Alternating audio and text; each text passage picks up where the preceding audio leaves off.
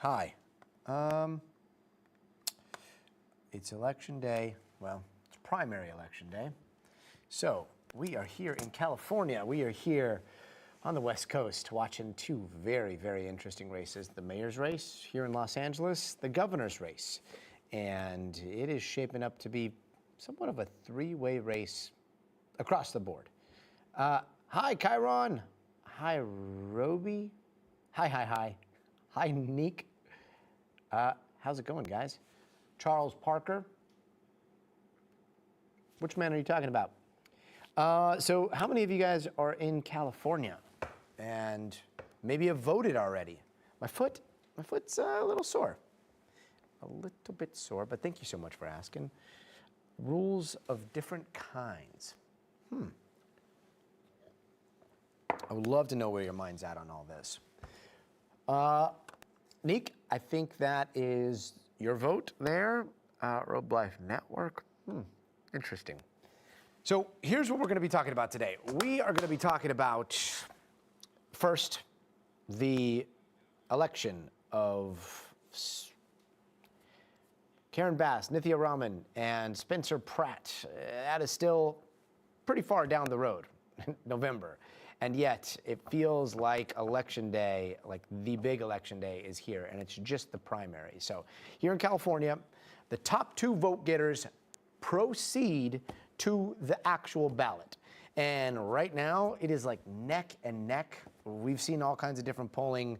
Recently, some of the polls have showed that the person that is making the most progress has been Spencer Pratt, but Karen Bass has been at the top of those polls for quite some time. So now it's neck and neck, and it's all down to voter turnout. So we're going to be talking to Liz Croyd. She's been out and about. She talked to Karen Bass a little bit earlier today and was like, hey, are you worried about this Spencer Pratt stuff? And the mayor had a pretty interesting response. But Liz is also going to talk to us about this thing called the secret Pratt vote, which is a real phenomenon here in Los Angeles, where it's people basically not wanting to say that they're voting for Spencer Pratt, but privately saying that they will vote for Spencer Pratt.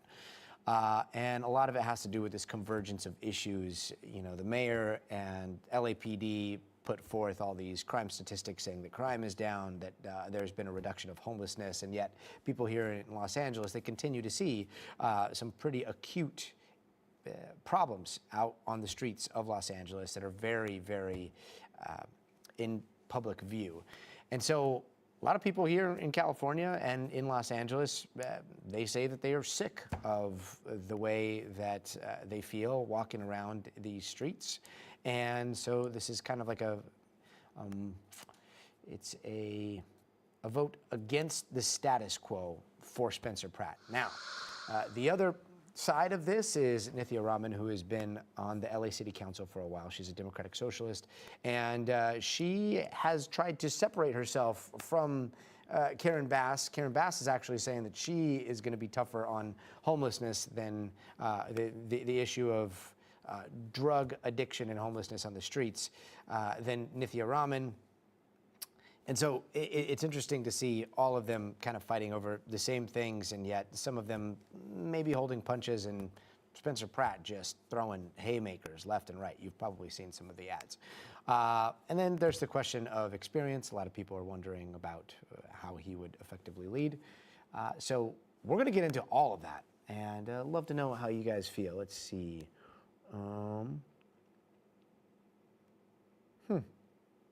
Interesting, Charles. Sunni, let's see. I haven't heard from Spencer Pratt in like 15 years. You probably don't live in Los Angeles because we have been seeing a lot of Spencer recently. We are going to be going to Kornacki's big board a lot. Hi. Don't you worry about that. Let's see, that day when you came my way, that sounds like a song. Oh, thanks, Monkey Beast. Hello, Mr. Nolan. Hope you're having a wonderful day.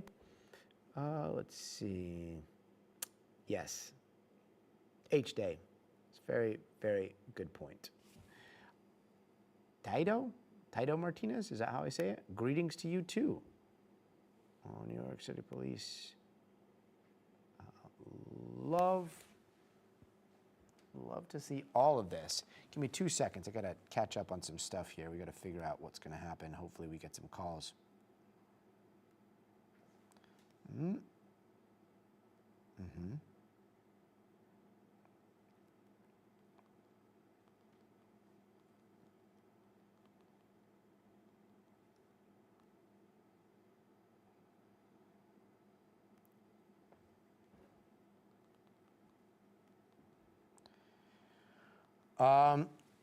Hey, Todd, are you there? Are we, are we okay changing A1 a little bit to reflect what the...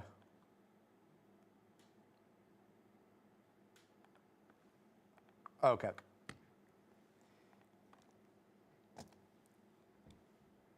Okay. And we could do it right there at the, big name out east. We are, there. And then on the Republican side, still too early. Cool. Okay. All right. Peace Bucks. What you talking about? Oh, interesting. Interesting. Yeah, what's the situation like in Oklahoma? And what are the local laws there?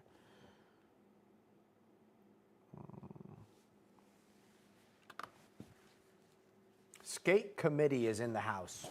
Hello. House.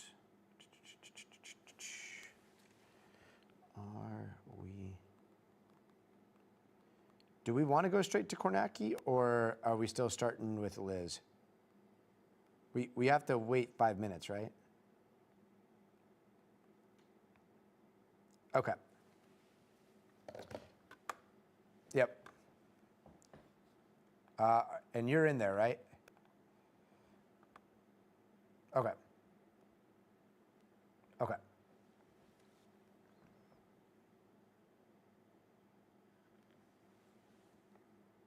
Yep. Okay. An update for nightly. Got it. Okay. Yeah, we can tap dance, and then we've got, whatever we can call, then let's call. All right, so we're just chatting about the game plan for tonight. We've got the best political analyst in the universe, Steve Kornacki, who is out there at 30 Rock monitoring all of this for us. So he's going to be joining us in a little bit. We've got Liz Kreutz. She is here. Oh my gosh. It's been a long day. She's here in Los Angeles. It's just starting too. Like polls close out here at 9 o'clock, which is what? 9 o'clock? Midnight East Coast? No, 11 o'clock East Coast. So 8 o'clock. Yeah, either way, it's going to be very, very late here in California. And do not get your hopes up for some solid numbers from California. Even before we start the show here, let's just manage expectations. Do you guys know how long it takes to count the votes here? It takes a very, very long time. They don't even start counting the ballots that have come in early until the polls close. So that is very, very frustrating, and yet that's just the way it is. Sometimes, we'll see elections and especially tight races take like a week, 2 weeks, like more than 20 days. So, yeah, we'll see. Maybe we'll have some answers tonight, some solid names to go with. But there's a very, very good chance that we're not going to see that for quite some time. If you're just joining us, stay tuned now behind the scenes. We're getting ready for our show to start in about 5 minutes or 4 minutes and 30 seconds. We are here in California, Universal Studios. The rest of the team up there, they are at 30 Rock in New York. And we are going to start the show with what's happening here on the West and the races that we can call in the East, which I think we're going to be able to do. New Jersey, I think they count votes pretty fast over there. Plus, there's some foregone conclusions. So we'll be checking in on that. Let's see. What is everybody saying? Peace Bucks. Interesting point. Freedom Face. Great to see you. I hope your day at work was relaxing. Yeah, go ahead. Todd, what were you saying?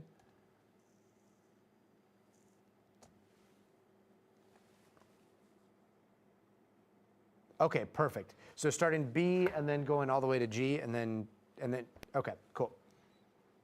Okay, great. Thanks. About 3.5. 3.5. That's Big Mike in the Big studio. Mike. Right What's here. up, everybody? Getting ready for the show. Getting ready for the show. Big Ryan. Big Ryan. Huge Ryan. Just not next to Big Mike. Get out of there. Stop hype-mogging him. Sounds good. So just Of AGT on NBC and Peacock. Interesting. just center up on him. Interesting. I'll have to check that out. Let's see. Doreen, hello. How are you? We are in election mode. No. Okay, cool. Good to know. Good to know. Oh, okay. Copy that. Yes, Daniel. Daniel, that is a very good point. Daniel on YouTube. And again, if you guys are watching and you're like, wait, what's going on? We have streams going on YouTube, on TikTok, and on Twitch. And sometimes I wish we could consolidate the chat, but unfortunately, we can't. But Christopher is saying that it feels like a sauna in Texas. So good thing you guys aren't standing in lines for primaries. Hello, William. How are you?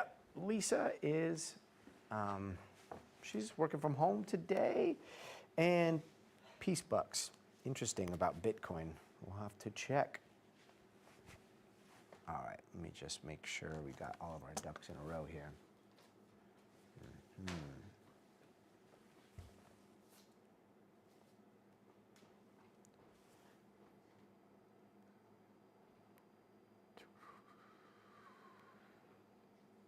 2 minutes.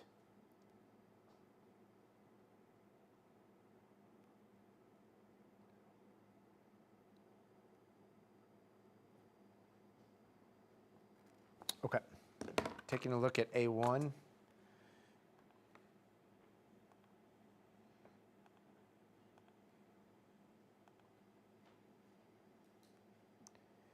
Wait, we can call, right? Or we will be able to call?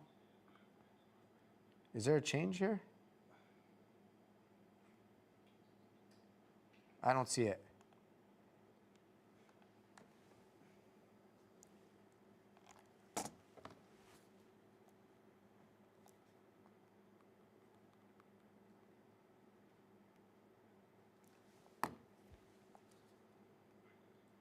One minute out. 1 minute. Hey, can you guys make sure that just tell me what can we call and what can we not call? Too close to call on the 4.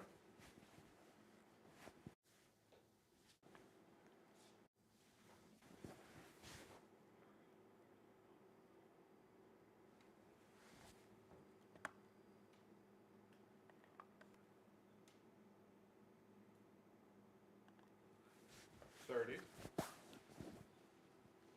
30 seconds, guys.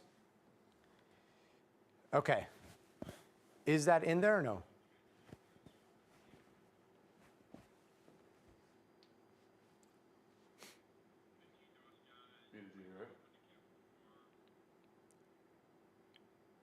So at 8, yes or no? Can we or not?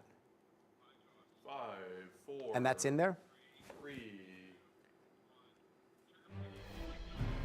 Tonight, a huge primary night here in California and 5 other states across the country. Polls are still open here on the West Coast, but in places like New Jersey, they officially just closed, which means we could start to see results any minute. The big name out east, NBC News right now, is projecting Democratic Senator Cory Booker wins, running unopposed in his primary, but on the Republican side, 4 candidates vying for the chance to unseat him in the fall. So we could see a big challenge emerge there. NBC News projects that race right now is still too early to call. But in Iowa, Democrats are also hoping to pick up a seat in the Senate after the retirement of longtime Republican Senator Joni Ernst.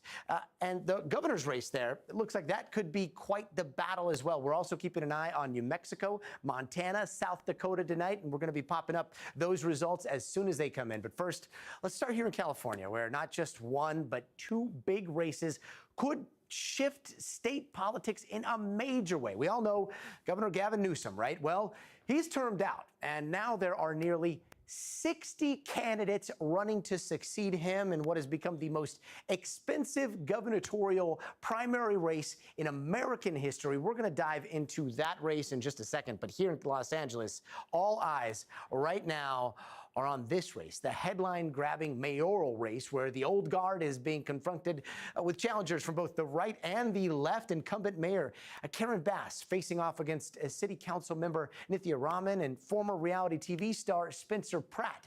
And right now, polls are showing those trio are essentially caught in a three-way tie, with Pratt surging in the lead up to today. But is Mayor Bass worried? Well, here's what her response to one of our questions was a little bit earlier today. We're going to stay focused. We're not going to get distracted by a TV reality show villain. Now let's go to NBC News correspondent Liz Kreutz, who's at a voting center now at the Fairfax district of Los Angeles tonight. Liz, that was you throwing that question to her, and the mayor did not seem very fazed by your question. What are you hearing from voters right now? Yeah, hey, Mayor Bass does not seem overly concerned about Spencer Pratt's momentum in this race. In fact, as you know, Gotti, it's very likely she would like to run against him, knowing that this is such a blue city that if she's running against a right-leaning candidate, she probably has a very good chance of getting reelected. We're at one of these vote centers right now. It's very crowded as people are getting off work here. This is a place where you can vote in person inside a senior center today, or as you can see, this woman just did here, drop off your mail-in ballot at a ballot drop box. And, you know, historically, Gotti, there's not been a lot of turnout in these primary races, but just given the intense interest in the mayoral race here, there is a question of whether we are going to see some high turnout. Here we've been talking to voters. You know, a lot of voters tell us they're going to vote. Some of them want to give Karen Bass. They're not super happy with her, but they're willing to give her a second shot. Take a listen. Lukewarm. I'm lukewarm, but I feel like that's every election. I'm not quite happy with the incumbent usually, but I do have hope. Well, I don't really think that he has a whole lot of real life, you know, experience living in the city, and, you know, he's kind of been born with a silver spoon in his mouth. And there she's talking about Spencer Pratt. I will tell you, Gotti, I've heard from some voters who aren't voting for Spencer Pratt, but they'll say, look, like, we applaud his passion. We sympathize with his anger. We get the frustrations with this city. And so they're happy to see him kind of raising these issues. They just don't think he's the right person to run this city. That is such a far cry from what you were hearing yesterday at the Pacific Palisades. I mean, there's so many different pockets in LA. Are you seeing a big difference as you go from neighborhood to neighborhood? A huge difference, Gotti. We've now been here. We're in sort of the center mid-city part of Los Angeles, still a very diverse community. We were in the east side of LA on Sunday in a heavily Latino community. Then we were in Pacific Palisades, that is more moderate Democrat, leading a little bit more to the right in this city. And we're getting very different opinions from voters. In Pacific Palisades, where Spencer Pratt is from, he lost his home in the Palisades fire.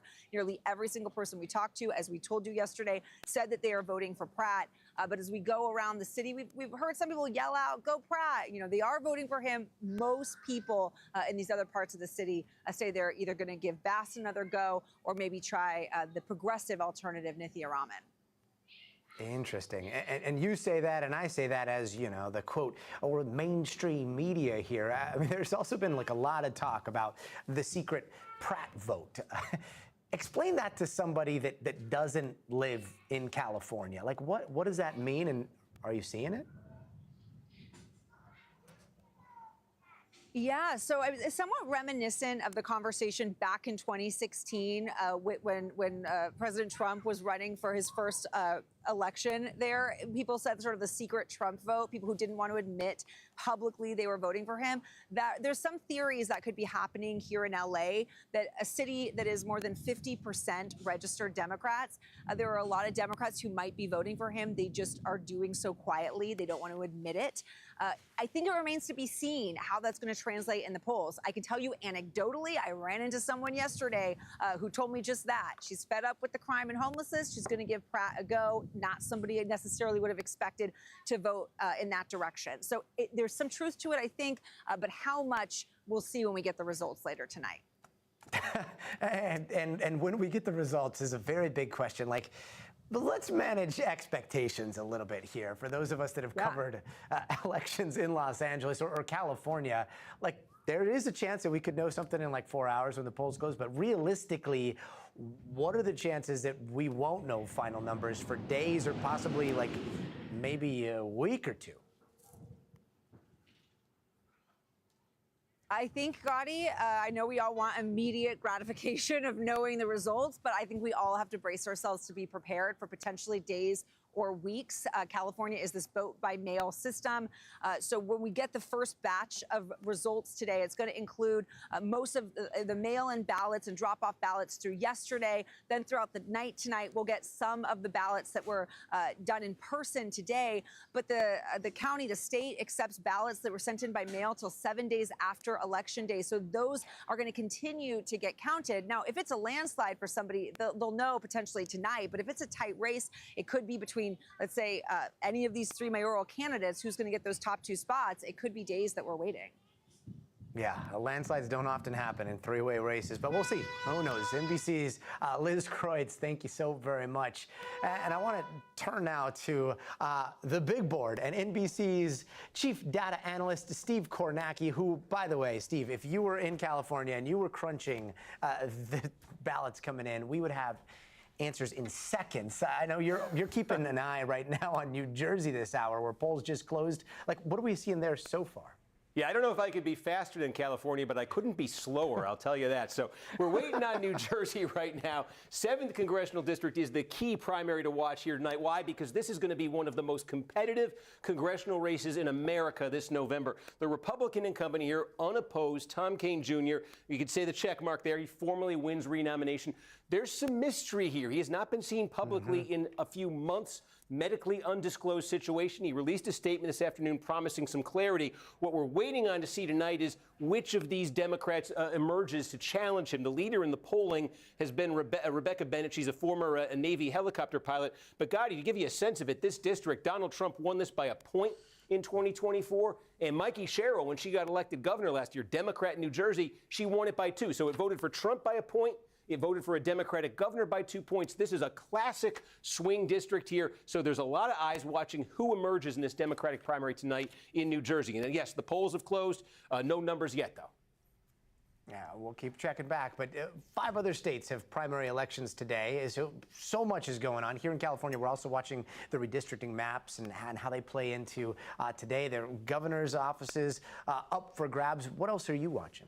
Yeah, obviously California. I'll give you a state, though, that's in between here. Take a look out in Iowa because the Senate primary there, let me just get out there, Democratic Senate primary here is one to watch. Now, this is a race here. The Republicans will be favored to win this Senate seat. Joni Ernst, the Republican, is not running again. Ashley Hinson, a congresswoman, is favored to be the Republican candidate. But Iowa is the kind of state where if the Democrats are going to have a chance of winning back control of the Senate, they're going to have to win a couple states like Iowa. And what I mean by that is a state that Trump won by double digits. And Democrats think this is one of those states that they could put in play nationally. They are hoping that Josh Turek wins tonight. Chuck Schumer, national Democrats are behind him, but he's facing a potentially difficult challenge here from Zach Walz. Some interesting dynamics here, but this one could have general election implications. Who emerges here? Interesting. We'll be checking back with you very soon. Steve Kornacki, thank you very much.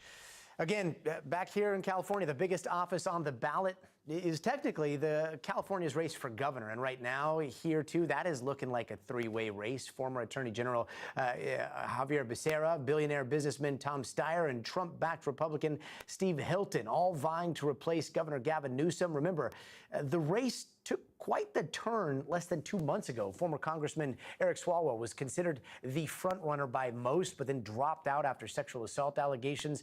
That completely changed the field of candidates. Let's bring in Dana Griffin, who's been following this race from San Francisco for us. Dana, we were just talking about the mayor's race here. There are a lot of parallels. Like Becerra, they are kind of seen as the establishment. Rahman seen as the super progressive, not unlike Steyer. And then Hilton, he's running on a lot of the crime and the safety and the disruption that defines Pratt's campaign. How's the governor's race looking right now? Yeah, you pretty much spelled it out there, Gotti, and I can show you just behind me. We are at one of those polling centers where people, almost every booth is full with a person sitting down trying to vote. A lot of people waiting until the very last minute because of just how much this race has been upended. So you've got, as you mentioned, Biden's former Health and Human Services Secretary, Javier Becerra. He was also the former Attorney General of California. He is gaining a lot of support from the established Democrats in the state, and he is vowing to fight President Donald Trump on policies that conflict with the progressive policies here in California. And we've also got the Trump-endorsed Republican, Steve Hilton. He's a former Fox News host. He says that he is going to slash environmental regulations. He's going to cut some taxes here. And then you've got billionaire climate activist Tom Steyer. He is the progressive here in the state, and he is funding a lot of his campaign with his own money. And so it's interesting to see just the dynamics between three different candidates. And at this point, this race could be in the hands of any of them. And again, those top two vote getters will advance to the November election. Gotti? Yeah, and for us in the news, and I'm not sure if it's the same for people that, just watch the news, but the allegations involving Eric Swalwell, they seem so fresh in the mind. And yet, is it something that voters are thinking about today? Yeah. Absolutely. It really is what kind of upended this race, because here in California, everyone who votes gets a vote by mail. Their ballot is sent to their home. People have had these ballots since May, but many voters we spoke to today said they actually held on to their ballot because they wanted to see if there would be any other shakeups in this race. And people say they were still undecided up until today when they decided to come in. It created uncertainty over which candidate people wanted to back. That's why there's no clear front runner. You've got pretty much another three-way tie in this race. But one thing that has not changed is the issues, and affordability is at the top of that list. Mm-hmm. I spoke with one voter about why that is so concerning for him. What issues do you care about most? I care a lot about the environment. I care about foreign policy. I care about affordability. All those things, yeah. Is it getting harder to live in California? Yes. How so? Cost of living is incredibly high. I don't see jobs being commensurate with the cost of living. Jobs are being cut. People are being laid off. So things like things are getting increasingly difficult. Yeah, things are getting increasingly more expensive. Safety. Climate issues. Those are also some other things that we've heard from people who say that this race is important for them because they want the candidate who is going to put their needs first. One thing that also was created by the Swalwell scandal, so to speak, which he has vehemently denied once he ended his campaign, is that it opened the possibility for a Republican possibly coming the next governor of California, something we have not seen in the state for decades, because at one point you had the two candidates, Steve Hilton, Chad Bianco, the Riverside County Sheriff, they were polling pretty high at one point. And so, again, this is a state where it's the top two vote getters, regardless of party, that advance to the November election. So that was a possibility in a state that has been deep blue for decades, possibly the Democrats splitting this vote. But I think that the polls are showing that people are starting to pick a side. We've heard from different people, one person saying they chose Tom Steyer because they think that even though he's a billionaire, he's progressive. And Gotti, there's also an interesting element to this. People I've spoke to today said that they are voting based upon who they think could actually win the election. There was one woman I spoke to today. She said she actually wanted to vote for Katie Porter, but she said she ended up voting for Tom Steyer because she felt like California may not be ready for her to take on this role. And so politics play a role in how people are voting, and in some cases, it's not necessarily their conscience. It's about who do I think can actually take this to November. Gotti? Yeah. Up north, another closely watched race is the race of Nancy Pelosi's House seat. That's looking like a three-way race, just like the governor's race and the mayor's race, right? Oh, yeah. Oh, yeah. Nancy Pelosi is in her 20th term, Gotti. She was first elected in 1987, the year I was born. The people who voted during that year are now of retirement age, people who were able to vote for the first time. So that just shows how long she has held that seat. Nancy Pelosi has endorsed San Francisco Supervisor Connie Chan, but despite her endorsement, recent polls show that this race remains pretty tight. Right now, you've got State Senator Scott Wiener, who is leading, and Chan and former tech executive and former chief of staff of Congresswoman Alexandria Ocasio-Cortez, Shoykat Chakrabarty, they are closely tied in this. So again, this is going to be a tight race to see who will take over that very, very coveted seat for Nancy Pelosi. Gotti. Dana Griffith out there where people are casting those ballots. Dana, thank you. And I want to bring in KNTV reporter Damian Trujillo, who is in San Jose, California for us. Damian, great to see you. One of the other things that I really wanted to talk about today is Democrats. I mean, we've covered it very, very regularly here, that move to redraw California's congressional map to potentially pick up 5 additional House seats. And yet now that may have a question mark next to it. How has that decision changed the political landscape, and what kind of impact are you seeing it have on tonight's primary? Well, actually, you know what, Gotti, on this side of California, more toward the coastline, we don't see a lot of reaction to that. I think, if anything, it's more of a positive because they realize what Texas did and realize that California had to take action. And so you don't really see that kind of impact here on this side of the state. Now you go into the Central Valley, into the central part of California, you're going to get a much different story. You have, of course, Congress members up and down the state, Republicans, who are going to potentially lose their seats because of this redistricting. But you're not feeling it here. If anything, it's not that the voters here it doesn't impact them, if you will, but they're not really noticing any impact when it comes to that. Right now here at this polling place, I'm on the east side of San Jose, and this is a polling place that is more filled with folks who are below the poverty line, a lot of working class families. And so the idea is that they will come here to this polling place potentially after work in the next few minutes or so, since they clocked out at 5 o'clock presumably. And so they're hoping to come out here. And there are the mom and pop issues here, the potholes and the local hotel tax. The mayor of San Jose, of course, is in that campaign, in that race for governor. And so we're wait and see. The interesting thing that we're going to want to watch on that is, how did San Jose vote for its own mayor? When the numbers are crunched, we'll see what happens there. But the folks are still coming out here to this polling place. They have until 8 o'clock, and they expect a lot of these booths to be filled by then from folks coming in after work. Gotti. And what are you hearing from voters up there? I mean, affordability is a big issue down here. I know it is in San Francisco. What about San Jose? It's a same thing. I mean, it's a 2-class system here in San Jose. This is Silicon Valley, and you have the haves who have a lot, and they live in a certain part of Silicon Valley. San Jose, East San Jose is Silicon Valley, and you have the have-nots on this side. And so affordability is a big issue. Gas prices, like in Los Angeles here, it's averaging, I filled up my tank today, $5.65 a gallon. Folks are buying less food for more money, and so they're having to spend less on other things. You still have to pay bills. You still have to pay the rent.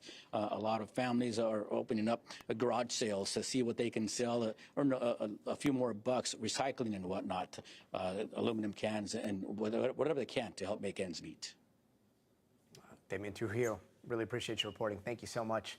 And joining us now is Larry Sabato. He is the director of Center for Politics at the University of Virginia. Great to see you, Larry. Most of the attention tonight is on California, but what are the races should we be watching?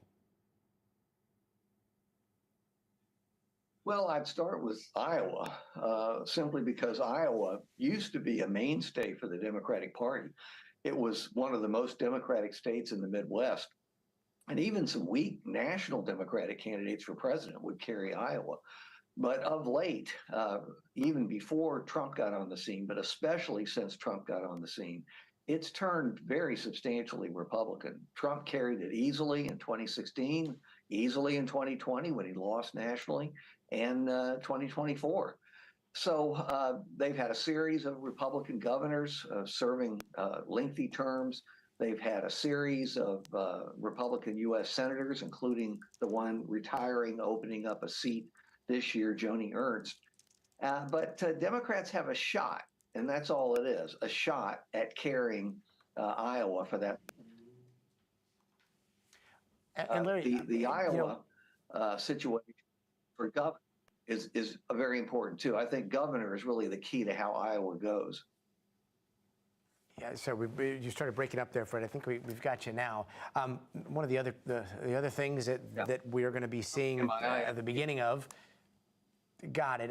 If you can hear me, redistricting, in some places here in California, that redistricting fight is front and center for a lot of political insiders. And yet we have seen it backfire in pockets of California where all of a sudden, the ballot is filled with a whole lot of Democrats. And again, it's the top two vote getters that move on. So the math sometimes in primaries can favor, one or maybe two Republicans.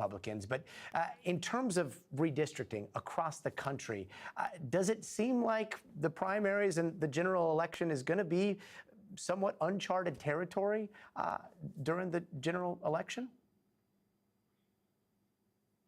Well, it's uncharted, Gabby, because we've never had mid-decade redistricting as widespread. It's a terrible idea. It's a horrible development in American politics, and we're stuck with it. And I think we're going to have it more frequently than even at the midterm and at the end of the decade. Look, Republicans played this cleverly. Of course, let's remember, the person responsible for all this is Donald Trump. He's the one who started it. He went down to Texas. He insisted that the Texas Republicans, who run everything down there currently, give him 5 additional Democratic seats. Actually, I think it may turn out to be, Republican seats. I think it may turn out to be 3 additional Republican seats. There are 2 others that are up in the air. They could still stay Democratic. And then we went to California because California wanted to respond to what Texas had done. And so Governor Newsom, who seems to be running for president, came up with the idea of redistricting California and giving Democrats 5 extra seats to balance what happened in Texas. Well, it went on and on from there, state after state after state. But there have been reversals for Democrats, mainly coming from the Supreme Court, eliminating black seats in the South. And also in my own state of Virginia, the state Supreme Court, which is controlled by Republicans, 4-3 against having the redrawing, which would have given Democrats 4 additional seats. And now I think Republicans are going to end up with 7 to 10 seats. Larry, do you think that there's any putting Pandora back in the box on this? No, the only way to do it is to have Congress pass a law saying no mid-decade redistricting. That would be the logical, common sense thing to do. Congress, logical, common sense, forget about it. Larry, I mean, it doesn't get more straight shooter than that. Really appreciate all of your analysis. Thank you so very much.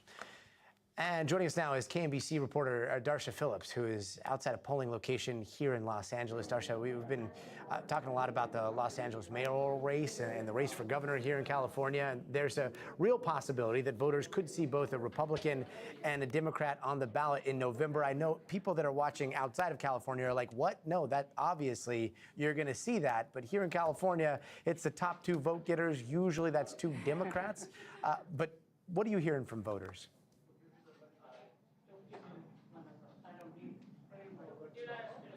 Yeah, Gotti, let me tell you, we have been speaking to voters here all morning, and let me tell you, they are very aware of that real possibility of possibly having a Republican on the ticket come November. We're here in Eagle Rock, which is a community about 20 minutes northeast of downtown Los Angeles, and this is a community that is leaning Democrat, and a lot of voters telling me today that they are heading to the polls today because of that real possibility of having a Republican on the ticket for the governor's race and the mayoral race. These are two really big races, one of them very, very close. We even spoke to one voter who said that he is casting his ballot today, not for his top choice, actually for his second choice, in hopes of ensuring that two Dems are on the ticket. Take a listen.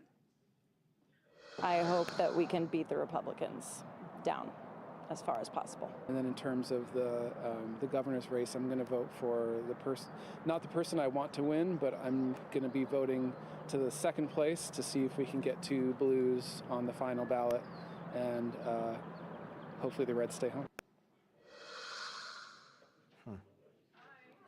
And again, these are two very big races and also very close races here in this Eagle Rock community that leans heavily blue. These voters say that it's driving them out to the polls today. You're taking a look at a voting center here in Eagle Rock, California, and it is incredibly busy. We have seen this many folks come in to cast their ballots pretty much all day, and there's also a ballot box outside that has also been very busy. So you're seeing that turnout really driving here today. Gotti? Wow.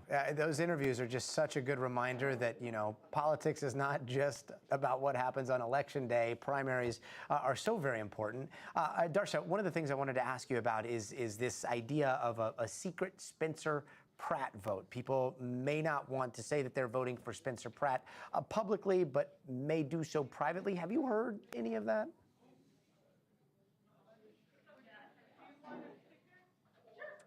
You know, that's something that's going to really change from community to community. Los Angeles is so diverse, and even though it's heavily Democratic, you know, you have 50% of voters who are registered Democrats, there are going to be other communities that feel differently. But here in Eagle Rock, that is not the case. We are seeing people actually trying to vote either for Bass or Nithya Raman, the two Democrats on the ticket.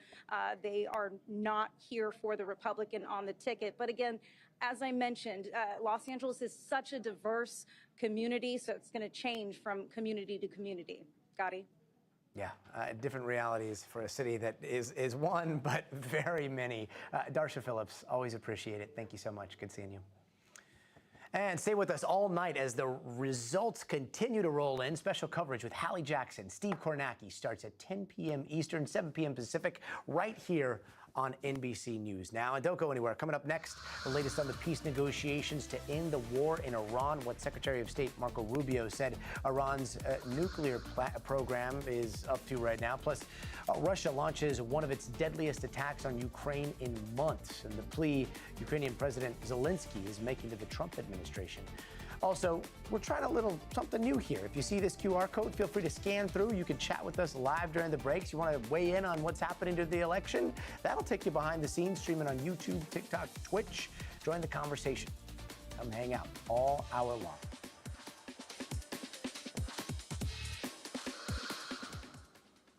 All right, 2 minutes, sir. All right, here we go. Steve's coming in. Okay, we've got some sort of hostage crisis negotiation. Yo, what's up? Is it still going on? Yes, Eesh. still going on. At the bank? At the bank. Okay. At the bank. Okay. Got it. We just got a statement from the mayor. Okay. Nothing groundbreaking, but you know it's there. 90 bucks. One guy, several hostages, ATF, FBI. Okay. Blah blah blah. Sorry, guys. Do you know how many hours it's been going on? Since 1 o'clock. Since they 1 got o'clock. the scene. Okay. Yep. So Steve's Get got ready. an update on some breaking news Yep. here. And it's in Bakersfield, so we're going to be getting into that in just a bit. Let's see. Okay, everybody is sounding off on the election. Interesting. 1 minute. William, Kat. How many of you guys are in Los Angeles? That's the question, because again, you can't believe everything that you hear online, especially if you don't know where people are. Claire says hello. Hello, Claire. Yeah. How are you, Claire? Claire, Steve would like to know, how is your day going? What is this, telephone? Claire, tell Gotti. This is not what the chat is about. We're having elevated discourse here. Claire, tell Gotti that we respect you and we respect your opinion. Oh, man. And I hope to talk to you soon. Yes, perfect. He's stealing my chat. Also, I stole Gotti's coat. This is actually... This is true. This is Gotti's sport coat. That is. It's so cool. And I'm gonna steal it back. As you should. Looks great, dude. Feels great. All right, here we go. Copy. 5, 4, 3. And we are back with some breaking news out of Bakersfield, California. Police say that they have responded to an active bomb threat and some sort of hostage situation at a Chase bank. They say that there's a SWAT team, a bomb squad, and negotiators that are on scene right now after someone entered the bank and is currently barricaded in with an unknown number of people. Now, officials say several buildings around the bank have also been placed on lockdown until further notice. Let's bring in Steve Patterson, who's been following all this for us. Steve, what do we know right now? Yeah, it's still happening. It's been happening for several hours now. Police got that call at about 1 o'clock in response to the possible bomb threat. They get on scene. They discover it's actually a hostage situation. There's one guy in there with several hostages. That's sort of all we know about the makeup of what's in there. But they've had this city block. You're looking at it right now. That is the heart of downtown Bakersfield. It's been taped off now for several hours. They're telling people stay well away from that area. Do not get close. As to what kind of possible explosive device might be in there with that person, we don't know. We don't know if that person is necessarily armed. We know police are on scene. They're worried about it. As you mentioned, ATF, FBI also on scene, the bomb squad, the drone team, K9 units, all surrounding that area as we speak.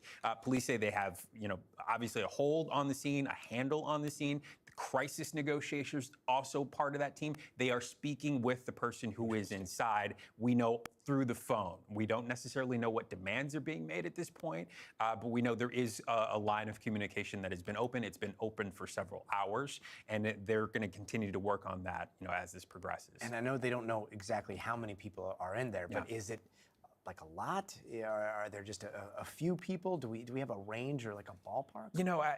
It's hard to report right now. We're hearing a lot of obviously what we call scanner traffic, stuff over the radio, stuff over the scanner, stuff over the internet that we're hearing as well. We don't want to report that until police have confirmed it. We know that it's more than one, right? We can say that. We know at least one person is inside with the person who's taken those hostages.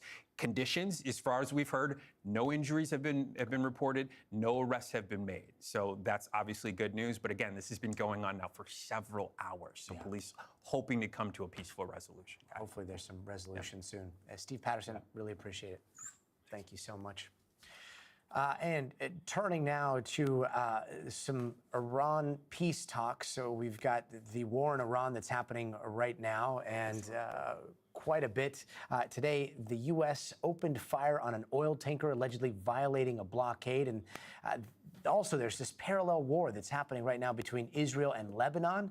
This was a scene in Lebanon today, just one day after President Trump announced that Israel and Hezbollah forces in Lebanon would de-escalate. That does not look like de-escalation. Apparently, Trump's not happy about it either, with one U.S. official telling NBC News that he and Israeli Prime Minister Benjamin Netanyahu had a tense phone call about it. Meanwhile, last we heard from Iran, they were suspending peace talks with the United States if the attacks on Lebanon didn't stop. But earlier today, the president wrote on social media, quote, "The conversations between us have been going on continuously, including 4 days ago, 3 days ago, 2 days ago, 1 day ago, and today." And earlier, Secretary of State Marco Rubio said now the Iranians are starting to talk about some parts of their nuclear program they haven't talked about before. But the big question tonight remains Israel. Now let's bring in NBC News Chief White House Correspondent Garrett Haake. Garrett, first, let's start off with whatever's happening with the U.S., Israel, and Lebanon right now. I know there's been some reporting about this phone call that got maybe pretty testy between President Trump and Benjamin Netanyahu over Lebanon. But what do we know for sure here?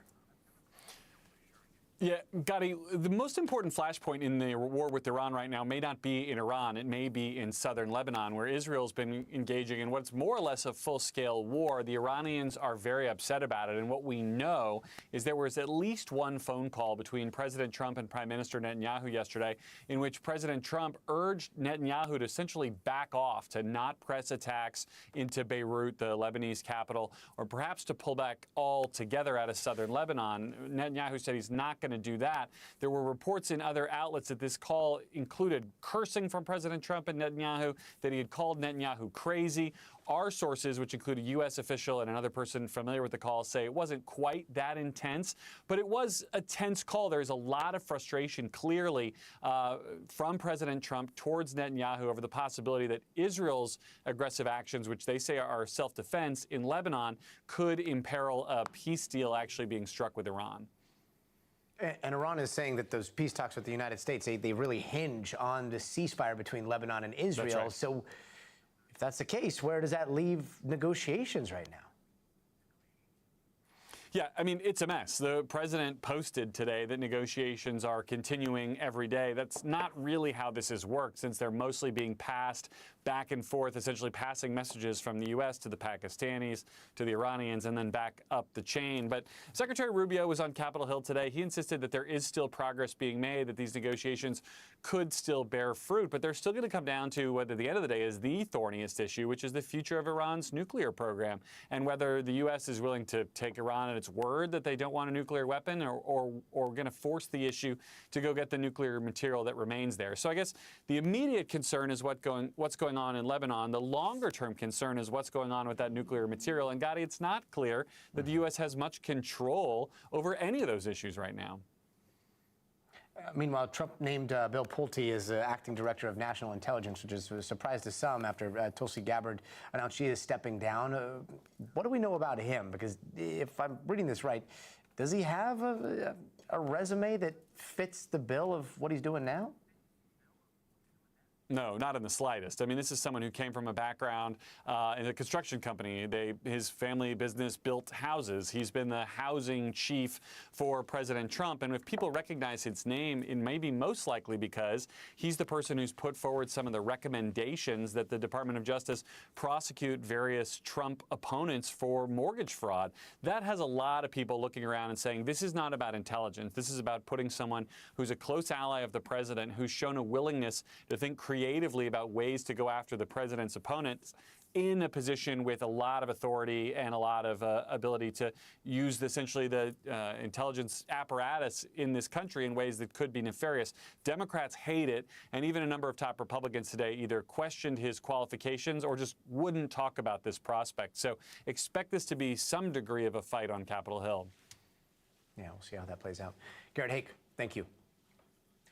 And as the war with Iran continues and the Israeli new offensive in Lebanon continues as well, the latest on Gaza sometimes is overlooked. And there's supposed to be a ceasefire that was agreed to between Israel and Hamas last October. But fighting has been a near daily occurrence in Gaza since. Latest strike by the IDF happening earlier today, killing 4 people, according to medics in Gaza.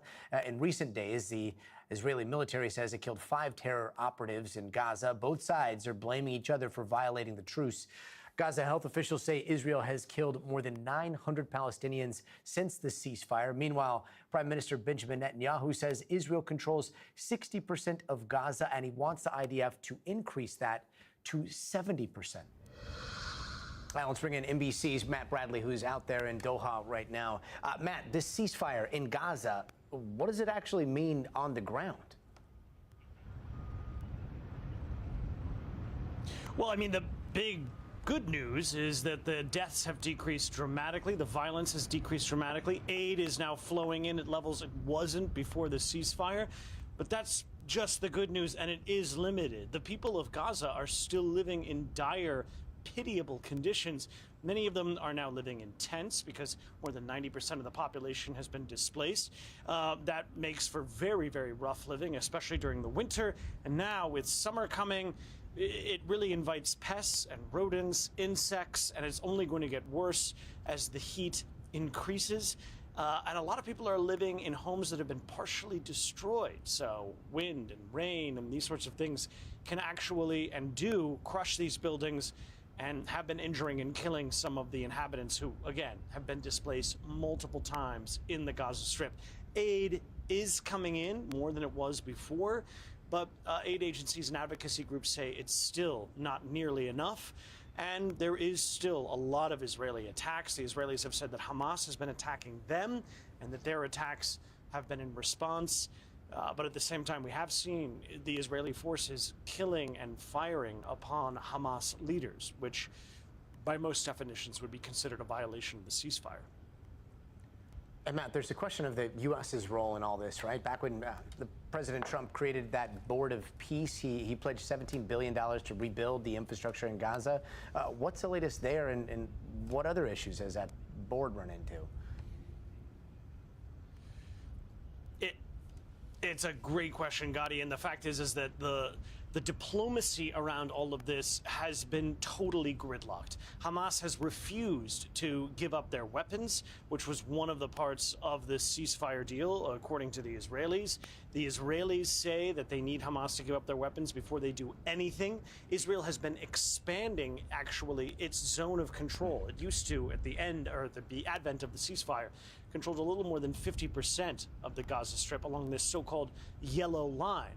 Now they've increased that to well over 60%, and it looks like, according to Benjamin Netanyahu, Israel's prime minister, they could be desiring to actually move that even further to take over even more space.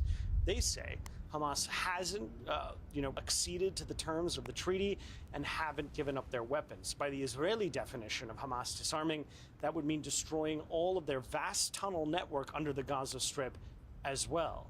So this is a situation where we're seeing these U.S. diplomacy, this board of peace, and it really hasn't done anything. A lot of the people that I've been speaking to say that this issue has been almost completely neglected now by the Trump administration, which is so distracted by events elsewhere in the Middle East. An important update. Matt Bradley, really appreciate it. And turning now to Ukraine, where Russia launched one of its biggest missile and drone attacks on Kyiv in months.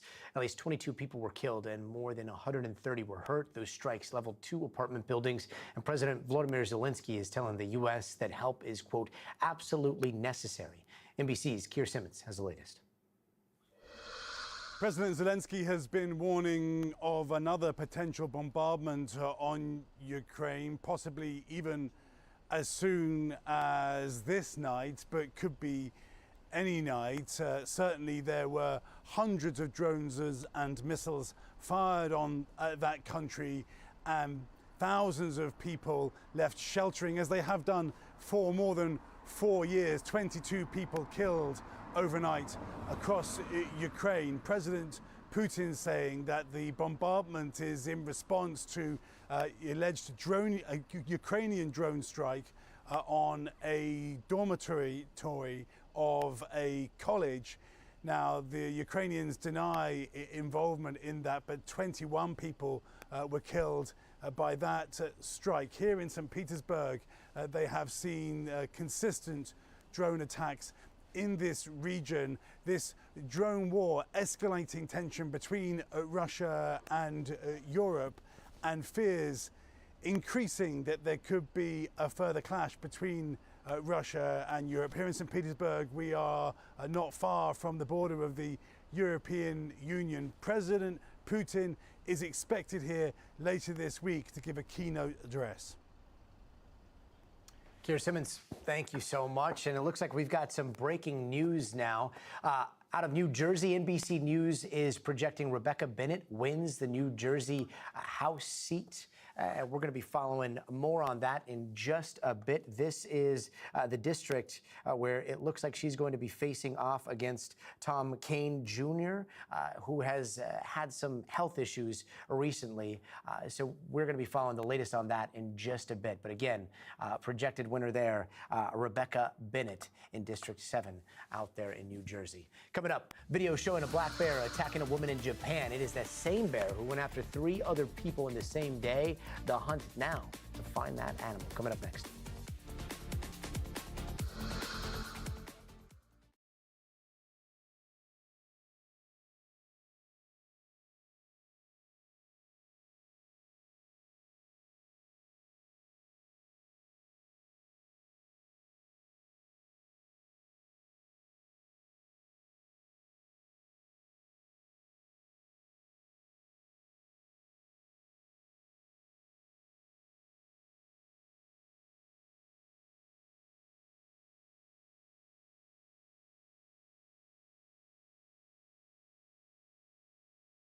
breaking stuff.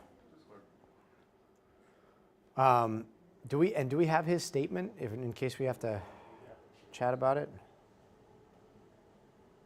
Okay, got it. Sorry about that, William. Forgot about the black screen. Here we go. Let's put this one up, right?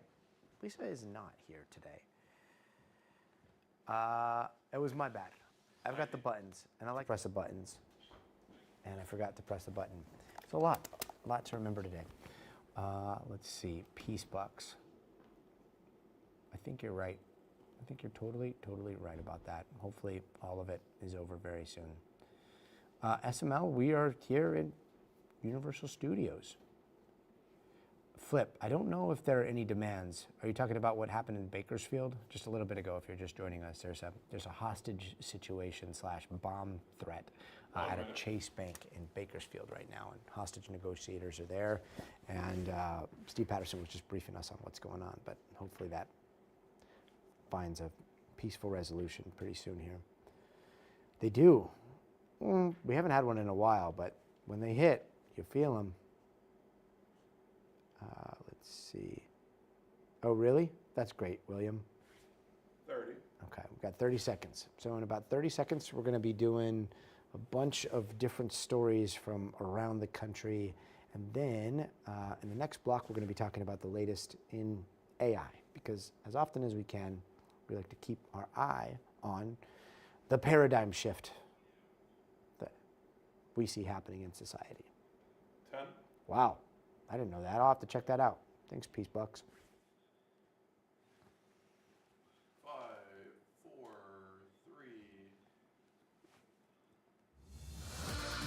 3. Hey, welcome back. Here are some other headlines we are watching tonight. The White House Correspondents' Dinner, that has officially been rescheduled after that gunman stormed the gala back in April. Now, the new dinner will be held on July 24th at the Waldorf Astoria in Washington, D.C.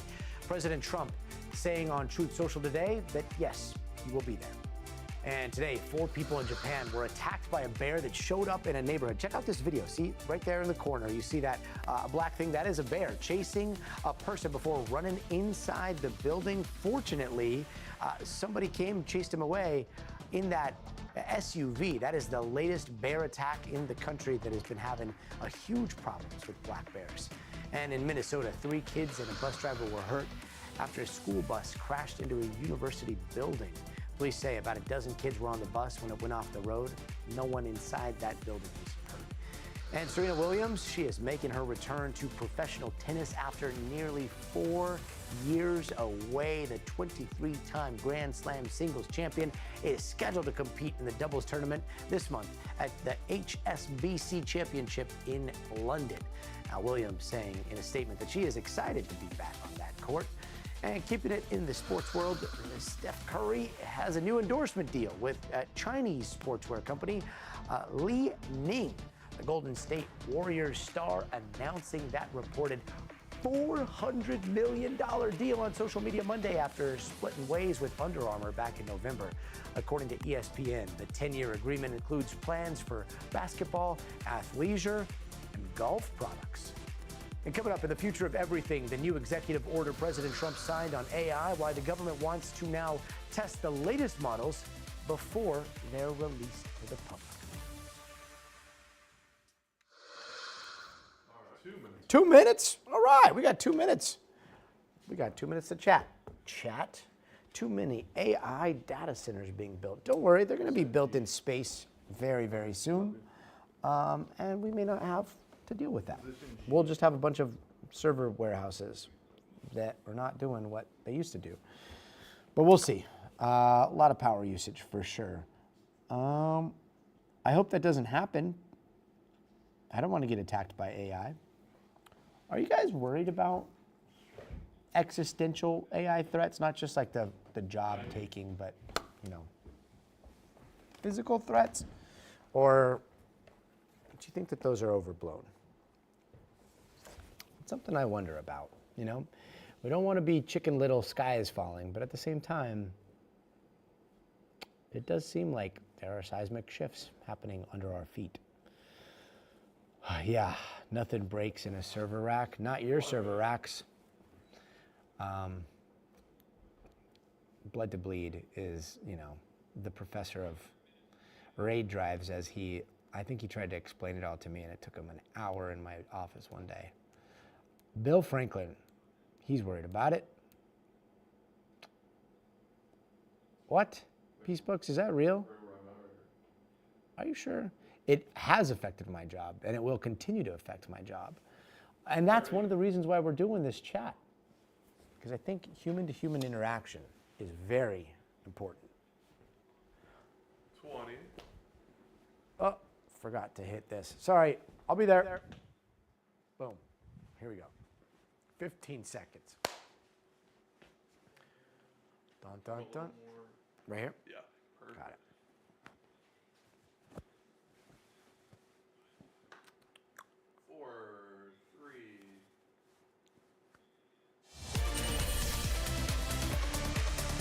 Hey, welcome back. Tonight, in the future of everything, looks like there's a new collab between politics and AI. President Trump signing an executive order today.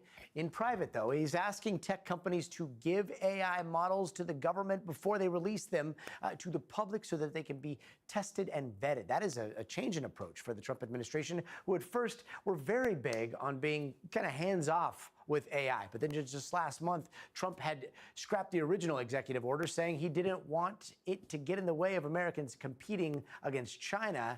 And now, after cutting the review window from 90 days to 30 days, the president has taken his biggest step towards regulating AI. And that order also asked the Treasury Secretary to form something called an AI cybersecurity clearinghouse to review security risks found by AI models. And a lot of that has to do with what we reported on, I believe, last month. One of those AI models that caught a lot of attention over its cybersecurity and maybe hacking abilities is Anthropic's Mythos, right? Remember, when we first learned about Mythos, Anthropic said that it would heavily limit access because it could be super dangerous in the wrong hands. And we saw this spread of companies, some of the biggest tech rivals out there, Apple, NVIDIA, Microsoft, they all came together under what's called Project Glasswing to use Mythos for more secure software.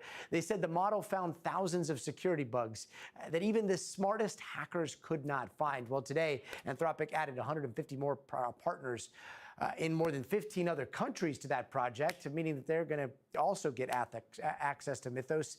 Still, it's staying out of the public's reach for now. Meanwhile, the AI company, they also just filed to go public, and they are racing OpenAI in what could be a historic moment on Wall Street.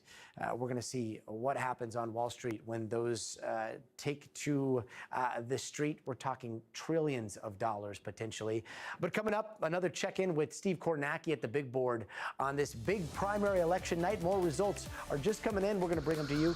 But first, you got to see this. An owl got into a big of a flap after getting stuck at the base of a tree in Florida. Thankfully, the county firefighters were there to rescue him, getting the bird out of a hoot. Talk about some talent-tethered work, whether you like it or not, because of the fact we tried. We'll be right back. Very quick.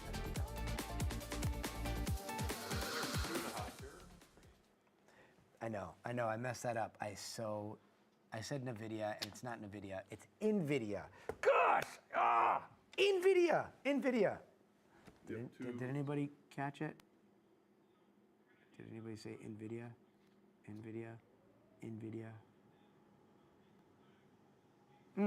You guys didn't catch it. I caught it. If you guys see NVIDIA, it's not NVIDIA, it's NVIDIA. Don't be a dummy like me. Anyway, I know. Hi. I knew you didn't call me out though. I appreciate you not embarrassing me in front of the chat. Anyway, yeah, it happens. Sometimes when you're, trying to keep up, trying to read all those words, you say NVIDIA when it's NVIDIA. Kat, we tried with the feathers, but I don't know if it worked. I hope you chuckled. 90. All right, we got 90 seconds. And then where are we hitting?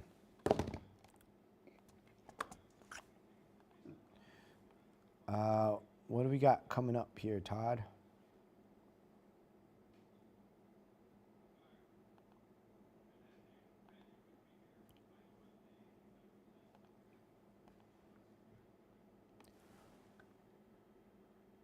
E1, right?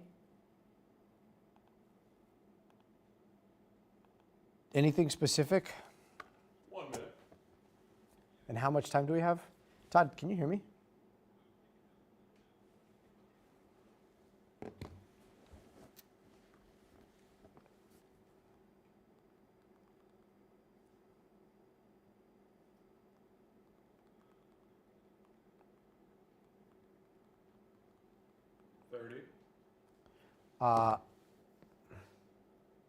Hello?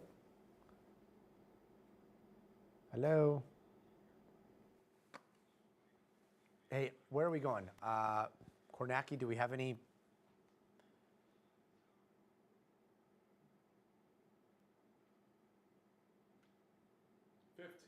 Okay.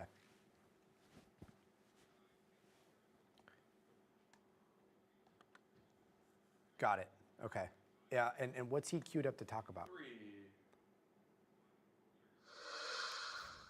And closing up this hour on a very big primary night across the country and here in California. In just a few minutes, polls will close in Iowa. That's where we are keeping an eye on the U.S. Senate race between State Representative Josh Turek and State Senator Zach Wells. They are battling it out for Joni Ernst's seat, which opened up while she retired or decided to retire.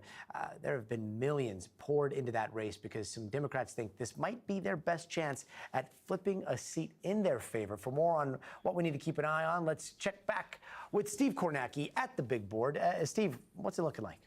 Yeah, Gotti. Well, I mean, we're obviously waiting for the first votes to come in here. But again, the backdrop for this, as you were just saying, this could be. We're not sure it's going to be. This could be a battleground Senate seat in November here. It's a Republican seat now, as you say, Joni Ernst retiring. Ashley Hinson, Congresswoman, does face some opposition in the Republican primary, but it's not expected to amount to much. She's expected to coast tonight in this Republican primary. So the suspense here is on the Democratic side between Turek and Walz. And if you just want to think about the stakes of Iowa in November, you know, it would be this. The Democrats are trying to get Senate control. Republicans are trying to keep them from doing that. Democrats need a net gain of 4 Senate seats to do that. They'd have to hold on to, they'd have to get Maine. They'd have to get North Carolina. Those are big ifs. They'd have to hold on to Georgia. They'd have to hold on to Michigan. And then they'd need 2 of Iowa, Ohio, Texas, Alaska, right? And all those states are states that Donald Trump carried, like he did in Iowa, by double digits. So this is one of 4 very pro-Trump states that Democrats are hoping to put in play. And we're going to see tonight, in the next hour or two, who they choose to make their candidate for that. Yeah, and hopefully we'll have some conclusive results outside of Iowa and beyond. But realistically, you've covered so many of these primaries, and we all want instant gratification. When do you think we'll have a real sense of how things may turn out here in California? Yeah, look, I mean, there's the possibility in California that there's some clarity in the first hour to 90 minutes. And that's because, I'll put it up here up on the screen and just give you a sense of it here. This is the governor's primary here. Remember, this is a top 2 primary for governor, meaning all the candidates, regardless of party, run on one ballot. The top 2 advance to the general election. Tom Steyer, Steve Hilton, Javier Becerra have kind of been the top 3 in polling here. Each county is going to report out probably like half of its vote pretty quickly, you know, in that first hour. And what that's going to be is California is a heavy vote by mail state, and the vote by mail that came in before Election Day, counties are able to process that, get that ready, and spit that out pretty close to after poll closing. Then there are still some folks who come out and vote early, who vote on Election Day. They'll be reported in the first hour too. There could be some clarity in that first hour, but if there isn't, that's where the wait comes in, Gotti. Yeah, fingers crossed. We saw some very busy primary polling locations today for, again, a primary. A lot of people out there voting. Steve Kornacki, thank you so much. That's going to do it for us tonight. I'm Gotti Schwartz, but stay with NBC News now all night for special coverage of tonight's midterm primaries. It starts at 10 p.m. Eastern, 7 p.m. Pacific. I'm Gotti Schwartz. We'll see you here tomorrow. But until then, stay tuned to NBC News now.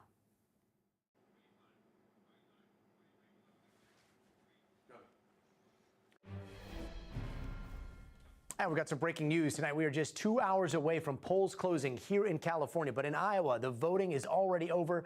Polls have just officially closed. Candidates there vying to replace longtime Republican Senator Joni Ernst. 2 Republicans and 2 Democrats are competing for their party's nomination there, with the top candidate advancing to face off in the primaries. On the Republican side, Ashley Hinson and Jim Carlin are battling it out for the nomination. NBC News projects that race right now too early to call. But on the Democrat side, Josh Turek and Zach Walz are looking to secure their spot in the next round. NBC projects that race also too early to call for now. And the governor's race there is also shaping up to be quite the battle. The fight for Republican nomination, too early to call right now, but NBC News is projecting that Rob Sand will win the Democratic nomination. He ran unopposed there. Joining us now at the big board, NBC News Chief Data Analyst Steve Kornacki. Steve, you've got an update on the race in Iowa, right? Yeah, well, I mean, as the polls are now closed, so we don't have any votes yet, but hopefully this thing is going to light up soon. Again, the Senate race here, all eyes are on this. Ashley Hinson expected to win the Republican nomination. Question on the Democratic side of will it be Josh Turek or Zach Walz here. By the way, as the vote comes in tonight, keep in mind, Turek is from the western part of the state. Walz's base is right here around Iowa City. That's a big county. In fact, we just got a little bit of vote in. It is from Turek's part of the state here. This is small here, okay, Carroll County here, but you just got a chunk of the vote in Carroll County. It's a 4-to-1 margin for Turek over Walz. Again, that's the only thing that we have right now, so we show it for you. That's obviously a very strong number for Turek, expected to some degree because he's going to, again, western Iowa is sort of his base here. His political base is in, Pottawatomie County, but, these are, a place like Carroll County is small, but a bunch of Carroll counties can add up. That's a very, it's a very early initial number, but obviously that's an encouraging one there for Turek. But again, his big base here in western Iowa is Pottawatomie County. Walz is right here, Johnson County, where the University of Iowa is. And this is going to be, if this race is at all competitive, right here, Polk County, where the state capital is, this is 25% of the vote. This is a quarter of the vote in a Democratic primary in Iowa. So if East meet West and we've got a competitive race, this big city in the center of Iowa there would decide it. Yeah, we'll keep an eye on those numbers that are coming in. And Steve Kornacki, just to specify there, we've got 0% in, and we're looking at just triple digits right now, 148 to 39. Is that what we're reading here? Yeah, I mean, look, I'll show you anything that lights up. So we got a small rural county there in western Iowa. We're not sure if that's representative of anything. Again, like I said, just to the extent you could say anything, it's that you're expecting Turek's strength to be more in western Iowa, in places like that. That's a 4-to-1 margin for him there. We'll see if he can keep that up as these other counties fill in. Yeah, let the numbers rain on the big board. Steve Kornacki will be checking back with you in just a bit. Joining us now to break these results down is NBC News national political reporter Ben Camisar. Ben, why do Democrats think that this Iowa race in particular, is the one that could swing the Senate in their favor? Yeah, so, I mean, Steve brought this up just to close the hour. Democrats are a little bit of a quagmire if they want to win the majority in the Senate. They need to flip 4 seats, and they need to do so in some pretty red states. So when you're looking at the battlefield of where can Democrats go on offense, Democrats are hopeful that Iowa is a place they can do it. It's a state that President Obama won in 2008 and 2012, so there's a history there. And what Democrats are trying to do is make this argument that unified Republican control there. They've got a 2-term Republican governor, the legislature there. Their argument is that, Republican control has not gone well for Iowa. What they're trying to do is point at things like tariffs that have been hard for the agricultural sector there, arguing that inflation is hurting Iowans more than, the average Americans, or that it's sticky and that Republicans there haven't done enough there. Again, this is going to be a harder sell for, some voters, because certainly this is like Steve said, this is a state that President Trump won by double digits in 2024, but it's a place that the combination of the economic factors and the recent success and their hope that they've got good candidates there could be helpful for them. Yeah, and when we're looking at those candidates, tell us a little bit about them. Who's likely to come out on top, and how tight do you think that the final race is going to be in November?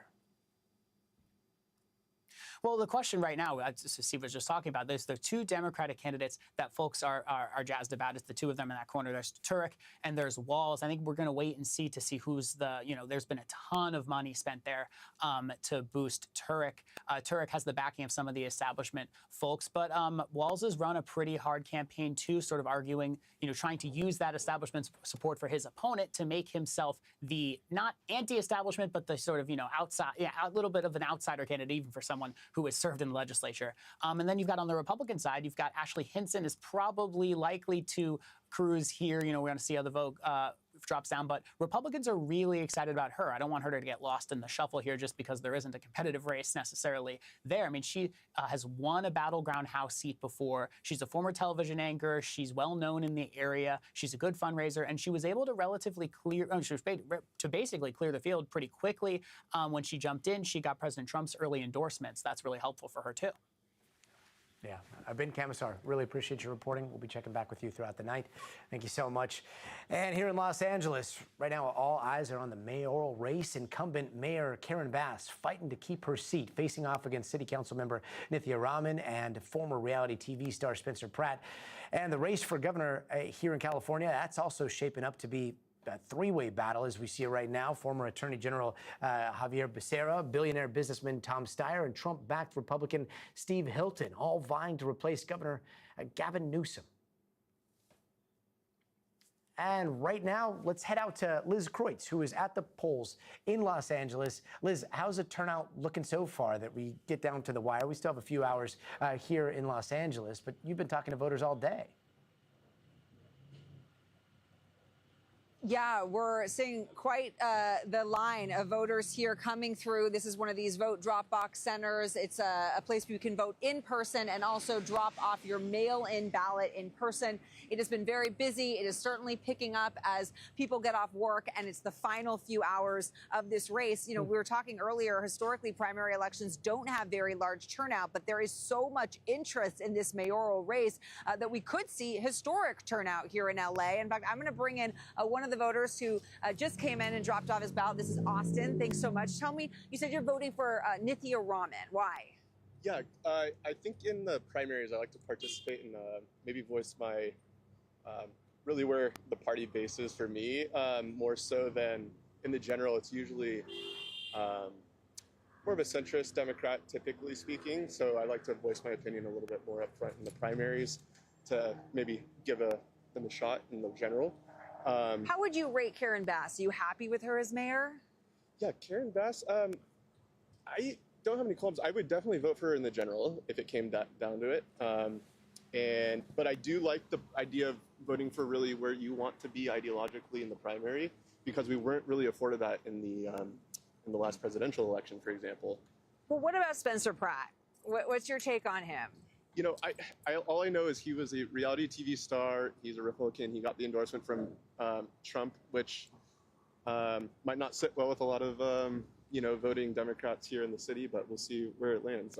Do you sort of sympathize or understand his frustrations, or do you think he's sort of painting a picture of LA that's not real?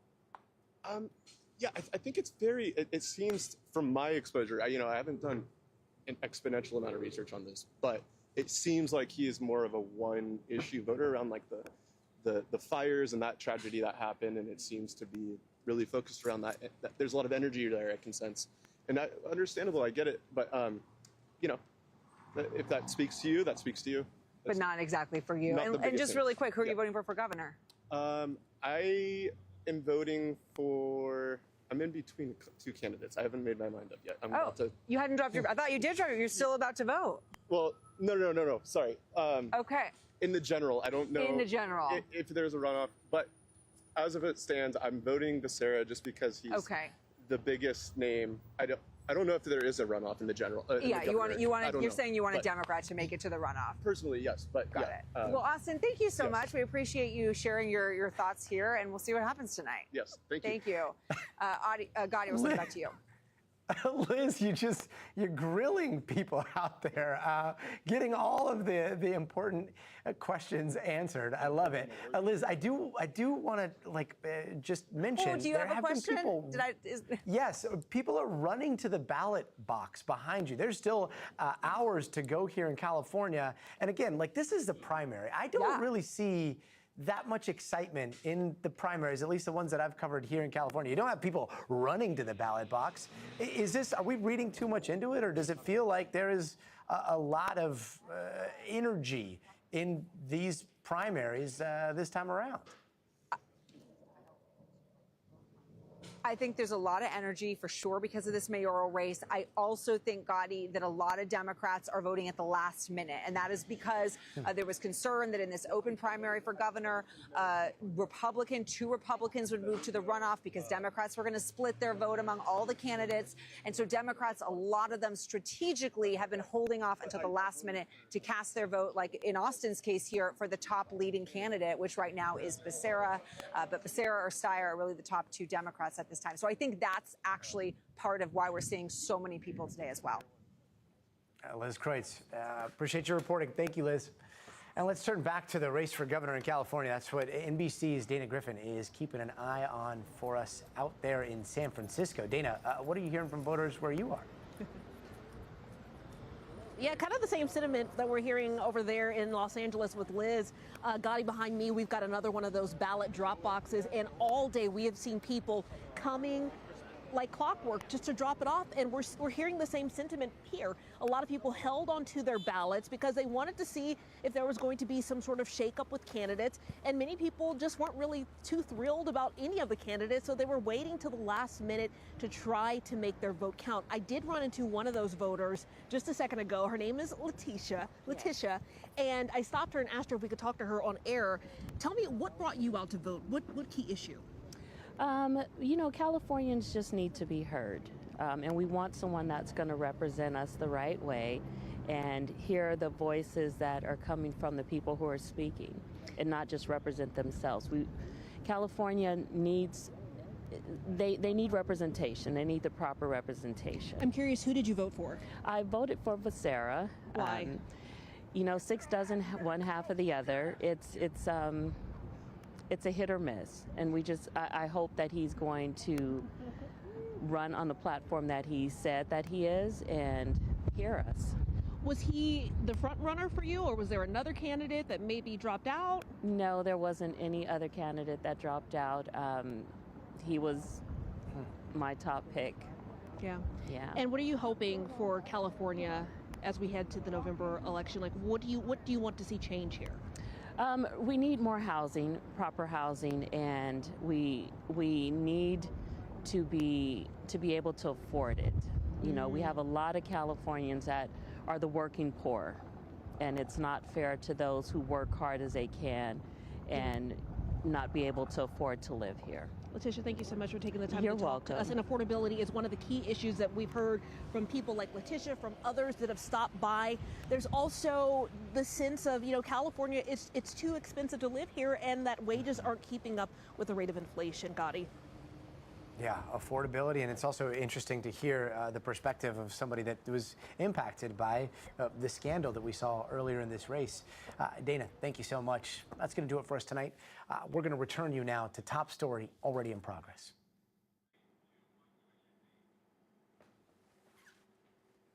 All right. Good stuff. That work? All right. What's the plan? Are we on standby just in case? Okay. Okay. Okay. Let me check in.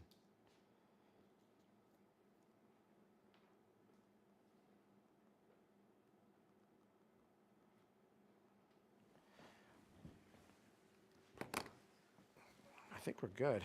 Stand by. Yeah.